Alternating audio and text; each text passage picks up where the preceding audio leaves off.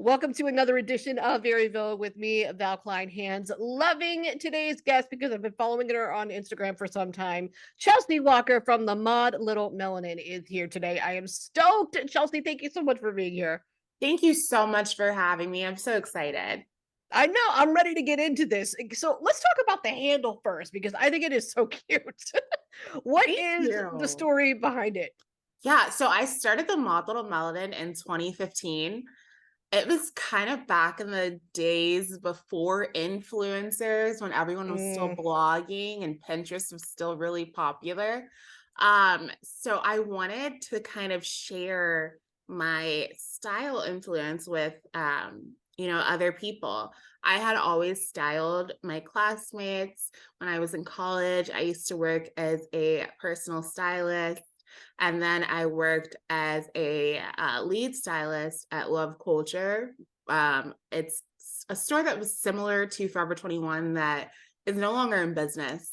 But back in 2015, it was still pretty popular. And my friends were always like, you need to share what you do with everyone. yeah. So I was Googling one day and I came across this like blog name generator on Google. And it said, I was just like typing in random things like fashion, black, since I'm black and African American. And I was like, what do I need? I need something odd to stand out. And it said mod. And I Googled mod. I was like, okay, what does mod mean?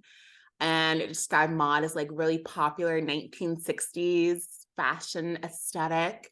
Mhm. And another word that means cool. And I was like, okay, that sounds kind of cool. Because back then, when I started the blog, my fashion taste was very like Twiggy inspired. Mhm. I was very into 1970s dress, 1960s dress. So I was like, that fits perfect. And we'll just go with melanin because I'm black, and we'll just Let them throw know. little in there. And the mod little melon was born.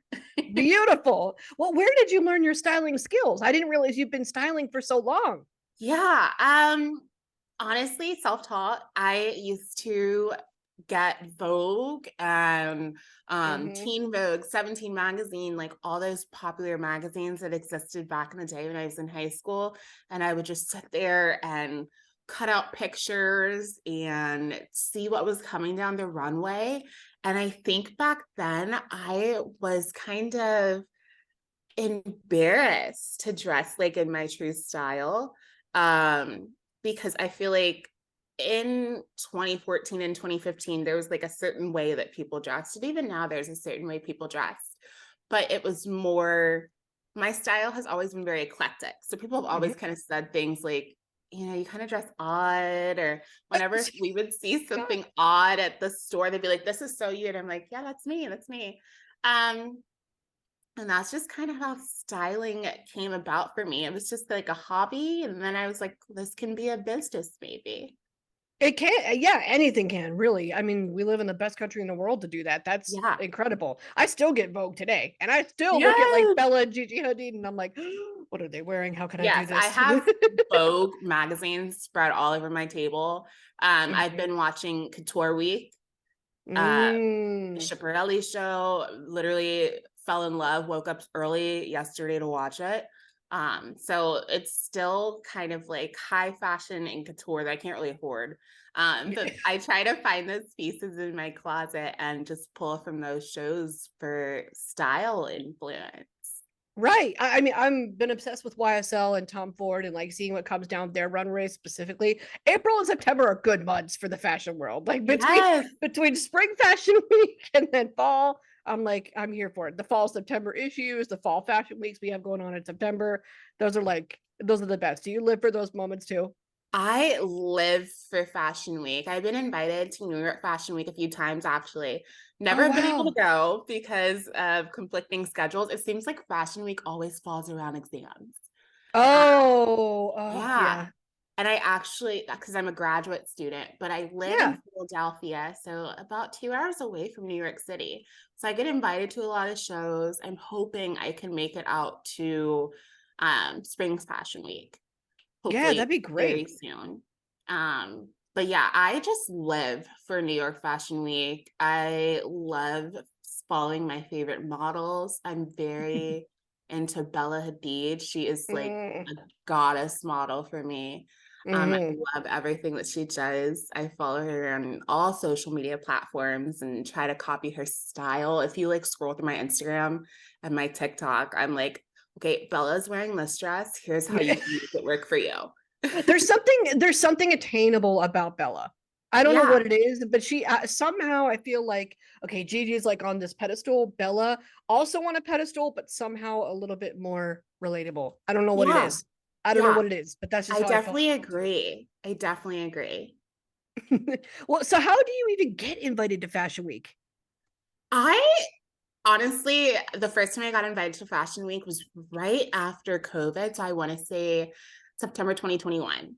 Hmm Um, and a blog reached out to me and they were like, hi, one of our interns follows you and she just loves your content. She loves the take that you give on fashion and she would Yeah. love to have, she like threw your name out there and said, we need this girl to come and be behind the scenes for us. So that's kind of how it started. Like as a Wow. behind the scenes, like blogger, just kind of giving my take of what I was seeing down the runway and how I thought that would influence like general fashion trends. So that was kind of how it started. Back in the day, I used to do modeling for like Lord and Taylor and Dillard's. Um, Oh. so I have auditioned several times for different New York Fashion Week shows. Um, I auditioned for a couple of different agencies in order to get signed. I'm unsigned still, but like my ultimate goal is to walk in a runway show. I feel like I'm kind of aging out because I turned 30 this year and most models seem to be 18, 19, 20.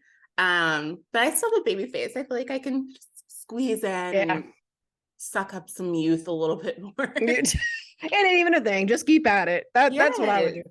It ain't even a thing. I wouldn't even worry. I would just be like, you know what? I'm gonna keep sending you things until you decide that it's my Yes. time. I'm gonna Yes. keep going. Well, so you mentioned exams, classes. Does that have anything to do with a science degree? You mentioned that you're a scientist in your bio. Tell me Yes. about this. Yeah. So I used to go to medical school. I went to medical school for 2 years before I left and decided I wanted to be a physician assistant. Right Oh, now, I cool. am a graduate student at a grad school in Philadelphia, and I am studying medical science, and I will graduate in August. Work as a medical scientist full time. Right now, I'm just working in a lab as a medical scientist assistant. But eventually I will be like the medical scientist. Like I said, I am hoping to become a physician assistant one day and earn my doctorate of health sciences. So I have just always kind of had this science background. My undergraduate degree is in ecology. For a while, I wanted to work at the zoo. So I've always kind of had just like a broad interest. I feel like when you tell people that you're in the STEM field and then you're like, and I like fashion and I'm a model, they're like, hold on. Because that's not like as common. But I think one of the things that I want to do is kind of like break the stereotype that like you can't be smart and kind of work in the modeling and fashion industry as well. I actually came across a doctor on TikTok and I wish I remembered her name right now. But she is a fashion designer and she's a full-time doctor. And I just thought that was How the in the world? coolest Wow. thing. And I'm like, that's what I want. That's what I want to be. And she's Yeah. like, she was showing her patterns and she's like, I really hope to show my looks in fashion week one time. And I'm just like, oh my gosh. But yeah, I am a scientist. And I am a fashion blogger, a stylist. I wear multiple hats. So what's your response when somebody hits you with, "Oh my god, how do you do that?" or "Wow, that's very eclectic." What's your response? I don't know how I do it all. Honestly, a lot of the time after I'm off, after I'm done with class, 'cause I get out of class like really late, like 6, 7 o'clock most days. Or I'll be like studying for an exam and I'm trying to meet like a deadline for a content deal. So Mm. like I'll be like, there's a final tomorrow, but I have to shoot 10 looks for like Forever 21, for example. Oh boy. And those are due on Friday. Like I've run into that situation a few times and I'm like stressed, trying to manage it all. But I feel like if it's something that you want, you don't want to get like exhausted or tired or discouraged. Mhm. I I'm still young and I feel like there's so many different like paths of life that I could go down and choose. Like maybe we end up being a scientist, maybe we stay in the world of medicine, or maybe we go into the fashion industry full time.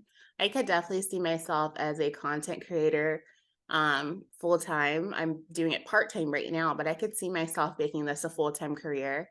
That's like secretly one of my goals. I never tell anyone that, but it's definitely one of my goals to do content creation full time and just kind of share my world with other people. I feel like now more than ever, people are using social media apps, to get all of their information.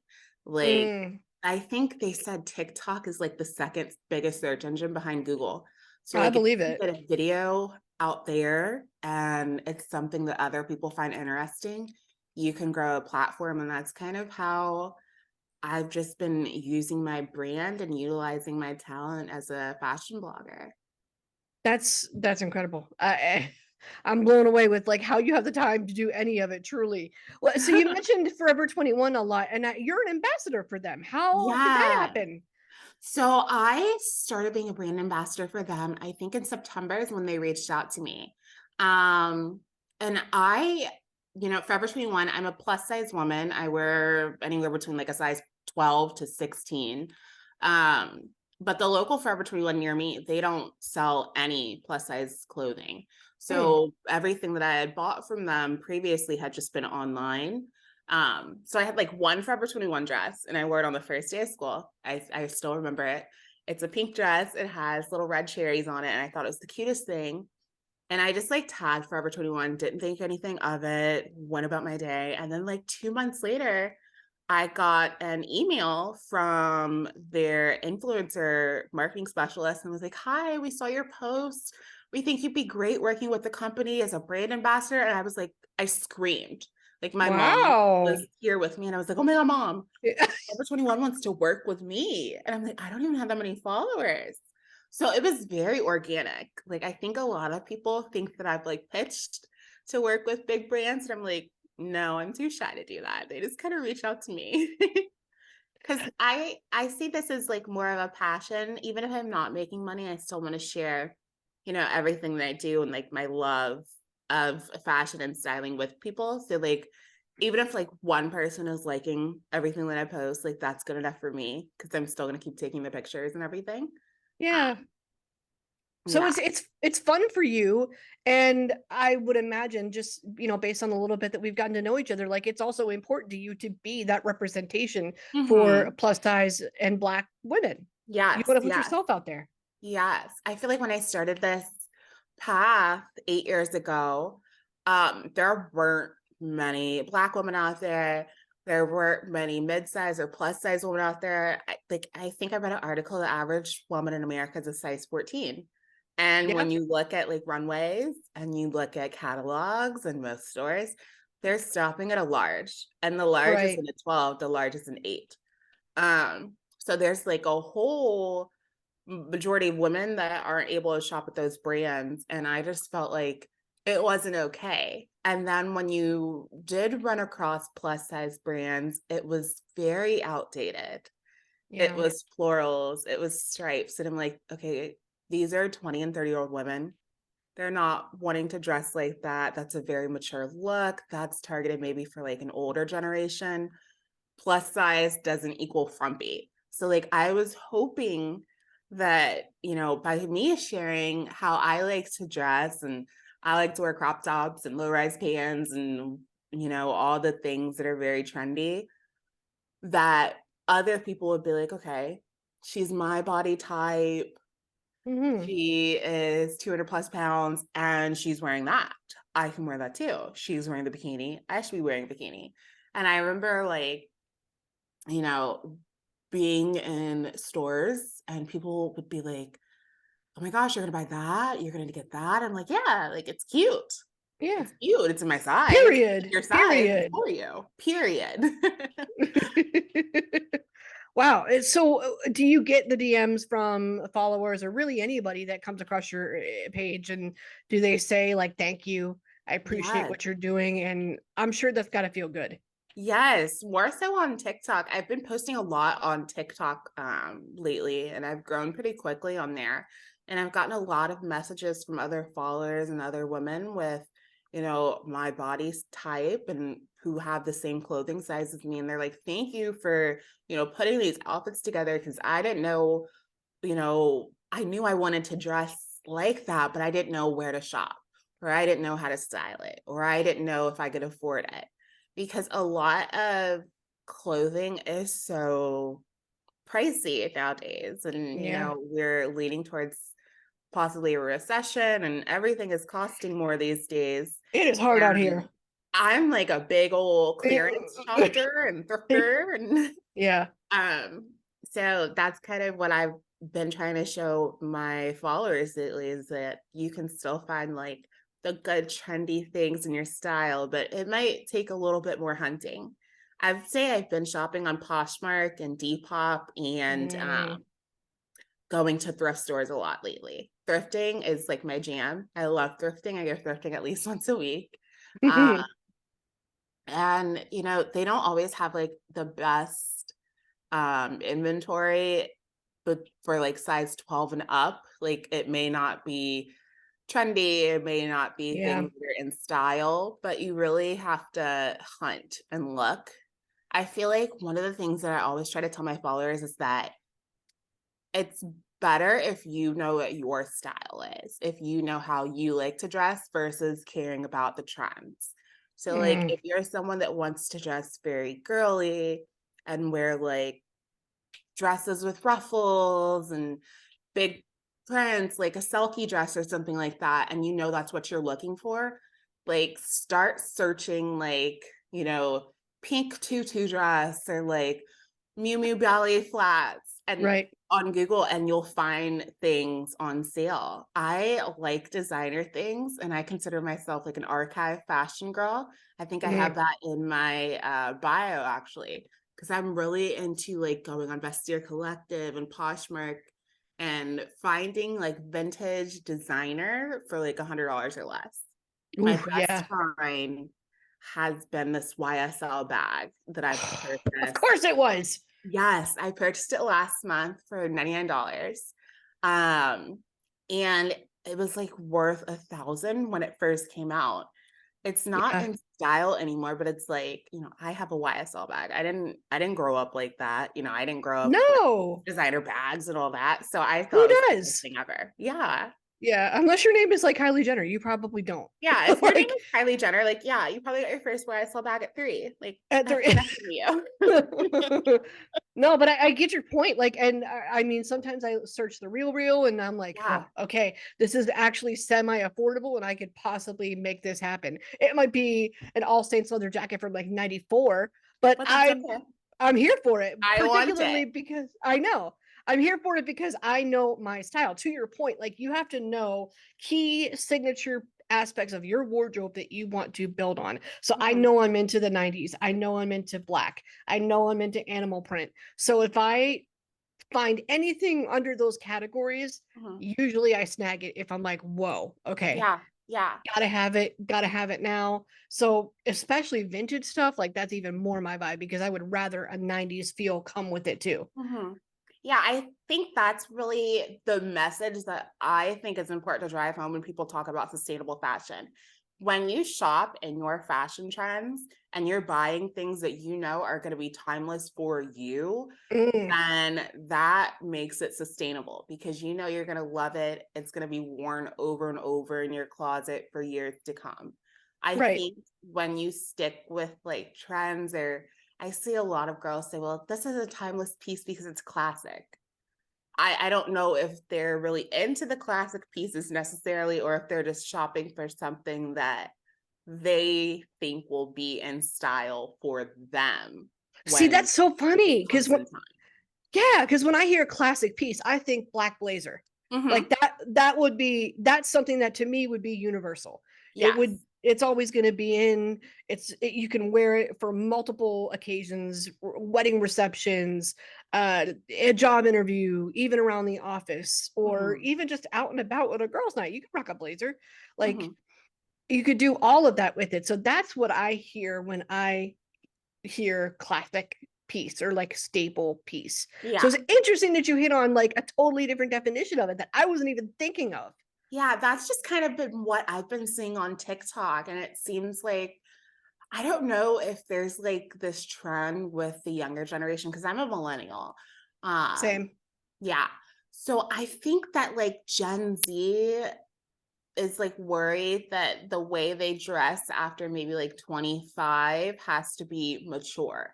So I've been seeing this trend of 25-year-olds being like, well, these are like the crop tops I wore in college. Like, I can't wear those anymore. And it's like, hold on. If that's what you Girl, yeah. like, that's fine. I mean, you're 25, you're 4 years after 21. You're still a baby adult in my eyes. Wear the crop Yeah. top. But I see a lot of young girls transitioning to like blazers. It seems like blazers and sneakers and like that sort of vibe is really popular for Mm-hmm. Gen Z, because that's what I'm seeing a lot of Zara. And Zara is like one of the big brands that Gen Mm-hmm. Z and younger millennials love. And I when I think of like a classic outfit, when I think of a Gen Zer, I'm thinking like jeans, a dad sneaker, and a blazer. And that blazer, Yeah. you can like switch out the top and do like a turtleneck like I have on. You could do like graphic tee, you could do a button down, and then that makes it like a versatile classic piece. I think if you're Mm-hmm. shopping like that in terms of classics, then that's fine. But if you're like only purchasing classics because you think that will help you stay on trend versus something you actually like, then I don't think it's worth it. Yeah. Well, it's not going to be sustainable at that point because Mhm. then you're going to look at it 2, 3 years later and be like, oh, I don't know about this anymore. Yeah, And yeah, then it's hello Goodwill and it never sees the light of day again. But exactly. well, so speaking of pieces and shops, you do have your own shop, or correct me if I'm wrong. Like I do. you It's got it nothing's up underway. there right now, but in 2020, I had my own little boutique that I started. It's called Shop the Mod Little Melon, in the same name Mm-hmm. as my blog. And I sold a couple things on there, jewelry that I liked, purses, and I had a couple outfits. Everything sold out. And then, COVID got worse, and I was like, oh, Oh, it's getting harder to get, yeah. apparel. So I kind of closed down the shop. But what I want to turn that into is kind of like this curated vintage shop where it's Mm, pieces that I found, um, for people of all different sizes, from extra small through 6X, so that they can get, you know, thrifted pieces. And I want it to be affordable, because I feel like I'll look on Depop and I'll be like, oh, that's that jacket I want. And it'll be like $200. I'm like, that's no, because you only paid yeah. like $5 for it. So like my goal with my shop is to have thrifted items for $20 or less. I'm not trying to make a profit. I just want it to be a site where people can come find fashion and trends and shoes, accessories, everything they want in one place. And Yeah. it be accessible and affordable, because that's what thrift stores are supposed to be. That's what reselling is supposed to be. It's supposed to be affordable. And I think in recent years, it's turned into a career, which is great, which is wonderful. Everything can be a career, like you mentioned earlier. But I think we're getting away from the sustainability of Mm, reselling by pricing the thing so high that people can't afford it. When you're paying $100 for a jacket that is older, it may not last as long, it may not hold up as many washes. It kind of, reduces the value of the jacket. And that's why it's reduced at the thrift store. So when you bump up the price, it then makes it harder to buy other things for your wardrobe. Um, yeah. and I just kind of think that sustainable vintage fashion should be available for all. I'm not saying that, don't shop fast fashion, but like only shop intentionally. So Yeah, yeah. if you are shopping at Zara or shopping at Forever 21, you need to be intentional with your purchases. It needs to be something that you're going to buy long term. You need to make sure that you're paying attention to that care tag, and are you hanging up if it needs to be hung up? Are you turning it inside out? Are you hand washing it? Is it dry clean only? I think those are things that people need to pay more attention to, and that Mhm. makes your pieces last longer. Because I've been shopping at Forever 21 since it first started, and I have like sweaters from back when I was in high school that are still like in my rotation to this day. Yes. So I just feel like if you keep up with the care tag, you can make it last a long time. Yeah, you totally can, and I never thought of affordability being an important part of sustainability. Hmm. Like, why have I never heard that before? But it makes complete sense. If you're, if you're only allotting so much money towards something, you're able to do a million other things with it. You're not just throwing a crap ton of money at an organization or at an entity that maybe doesn't really care about the environment, Right. or it's just about being more intentional, and being more affordable is like also being like conscious of your home and your home life and your Hmm. finances, and it's like, okay, I'm not overspending and I'm not over exerting myself just Yeah. because I want to stay on trend. Like, Yes. I'm going to be conscious of what I can pay, Mhm. and making sure something is affordable helps other people become conscious of what they can and can't do. Mhm. It I just think, yeah, I completely agree. I think haul culture on TikTok with the younger generation has kind of contributed to I think I saw someone call it like hyper trends, where mm, you'll see something and it's like a trend this month, and then like next month no one's wearing it. When you have people doing these massive haul videos, or a lot of people are saying, you need these sweatpants, you need this top from Aritzia. I've never shopped at Aritzia, but I keep seeing Aritzia on my For You page. um, I think that contributes worse to sustainability in the environment, because if you have someone that has a big platform and they're constantly showing you their haul videos, it makes their followers feel like, well, I need to be doing haul videos too. And yeah, then you just have this big cycle that keeps going. And I know a lot of people tend to use like Afterpay or like Affirm or oh yeah, Klarna to afford those hauls. And then that's another issue in itself, because you're not paying for it outright. You are paying for it in installments, and those installments can get carried away very quickly, because if you have hmm, credit and they give you like $1,000 to spend, you just spent $1,000 that you now have to pay for all at once in four different installments, and then that contributes to other financial issues. So I yeah, think haul culture needs to go for 2023. I think that's something we definitely need to move away from. Um, and if you want to be like an influencer, content creator, or have any sort of platform that deals with fashion, just kind of expressing to your followers that the best way to be sustainable is by wearing what's in your closet, or yeah. shopping with intention. I love doing that. I love restyling things. I love Mhm. using different pieces and mixing and matching them, and it really is like, oh god, I have a whole new outfit now. Just Yes. just because I put that top with that skirt and I haven't done it before. It's so fun to just play with that. Like, take an afternoon and play with what's in your own closet. It's a lot of Yes. fun. I Yes. love it. I Well, love making styling videos where I'm like, okay, we're gonna style this shirt four different ways, and you got four different looks. You can take it to work, out to girls' night, a day on the town, and casual. I love doing that. And I feel like more videos like that, more content like that inspires your followers to do the same. I totally. Yeah, I saw a video today on TikTok of someone saying that the trend of 2023 is repeating outfits. And I was like, hold on, we weren't doing that before. Um, Yeah. that was kind of worrisome to Like, me, skirt? because I Wait, think where of was that?